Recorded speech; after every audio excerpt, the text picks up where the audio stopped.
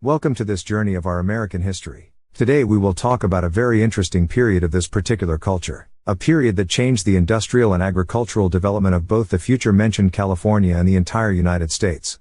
A period that increased economic growth and motivation to achieve greater wealth for this culture. And these are the American gold rushes. Get ready to discover the stories of those who risked it all for a chance at striking it rich.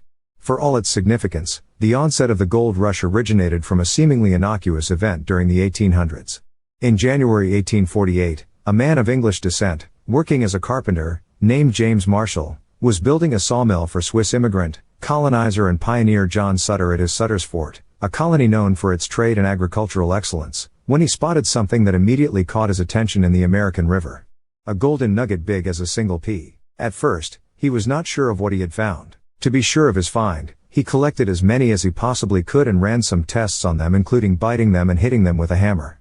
When their appearance did not change, Marshall indeed confirmed they were genuine gold and quickly notified John Sutter. When he got a feeling that the discovery would negatively impact the building of his sawmill and bring a large number of unwanted people to his land, Sutter swore all his employees to secrecy.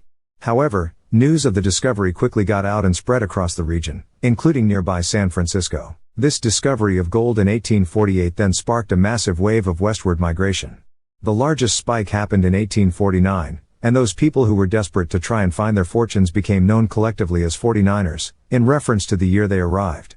Gold hunters came by land and sea, from every corner of the world, including Europe, China, Mexico and South America flocked to California as well. Out of all the foreigners traveling to California, the Chinese, which made their way across the Pacific Ocean, was the largest group. There were 3 ways to get to California in the days of the gold rush.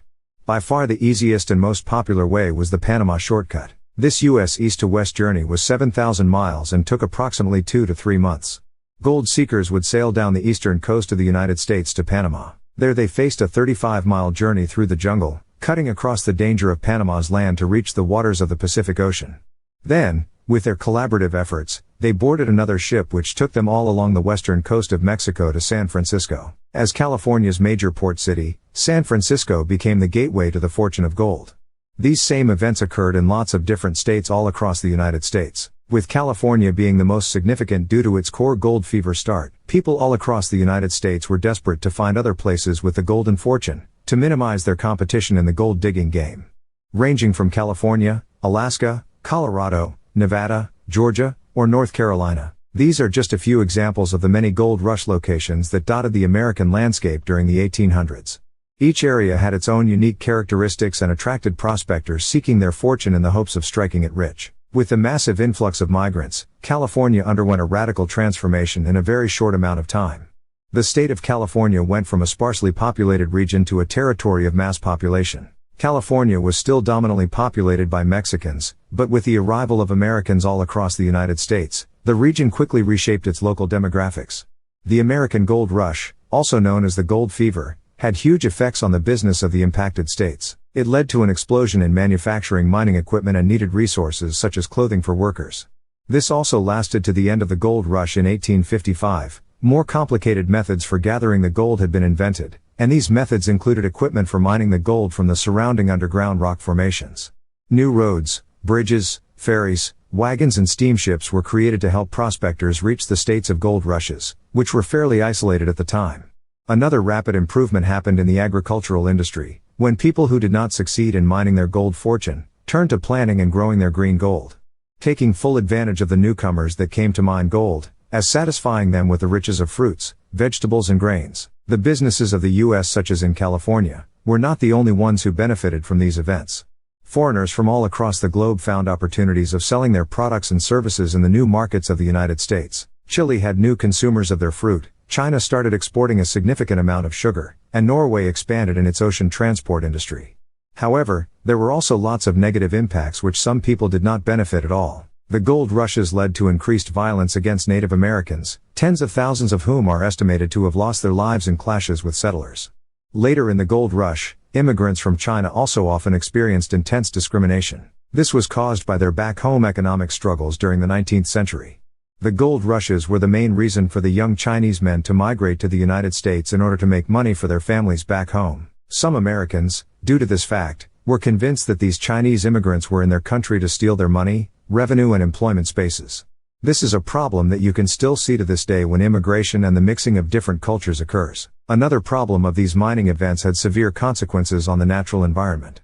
Rivers became clogged with sediment, forests were chopped down to produce timber, biodiversity was getting limited and soil was polluted with chemicals from the mining process.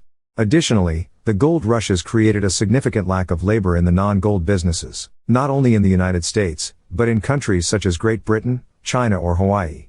All of the countries that experienced migration to seek business opportunities. Finally, while the gold rush helped boost the international economy as businesses in other countries sought to meet the demands of gold prospectors, the increasing amount of gold in circulation resulted in higher prices for commodities as well as inflationary shock, as the monetary standard of the time was backed by precious metals. The gold rush impacted the history of the United States and the whole world in many lasting ways. It propelled a significant industrial and agricultural development and helped shape the course of today's world. These events led foreign businesses to flourish as they expanded the export of their goods. Some of today's most recognizable brands, businesses, and icons got their start during the gold rush. These events were playing a huge role in advancing globalization that led to creations seen to this day. America this way got the reputation of an advanced industrial and agricultural country, with many riches and fortunes. A land full of opportunities. On the other hand, however, the United States gained notoriety for slaughtering Native Americans and killing their precious nature. The dark shadow of exploitation and violence cast upon these indigenous people serves as a sobering reminder to this day of the cruelty and injustice that marred the legacy of the gold rush era. As we end our talk on the gold rushes, I want to deeply thank you for your time and attention. Let's carry forward the lessons learned and stories shared as we continue our U.S. history class.